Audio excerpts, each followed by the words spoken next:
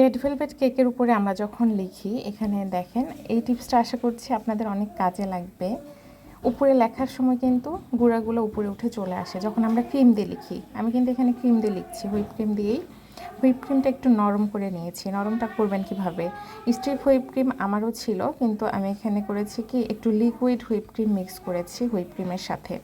তারপর মিক্স করার পরে পাইপিং ব্যাগের মুখটা চিকন করে কেটে নিয়েছি। নেওয়ার পরে এখানে লিখছি, একদম অনায়াসে কিন্তু লেখা যাচ্ছে।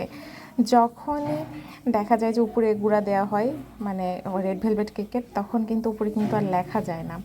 লেখা অথবা যখন যখন কোনো ফ্লাওয়ার সেট করবেন তখন কিন্তু একটু ঝামেলা হয়ে যায়, সেই জায়গাগুলো একটু ফাঁকা করা যায়। কিন্তু যখন নামটা লিখবো তখন তো আর জায়গাটা ফাঁকা করা যাবে না। তখন কিন্তু আপনারা এই টিপসটা ফলো করে খুব সুন্দরভাবে অনায়াসে লিখে নিতে পারেন। অথবা হোয়াইট চকলেট গানাশ দিয়ে লেখা যাবে, কিন্তু ওইটা রেডি করতে তো একটু টাইম লাগবে।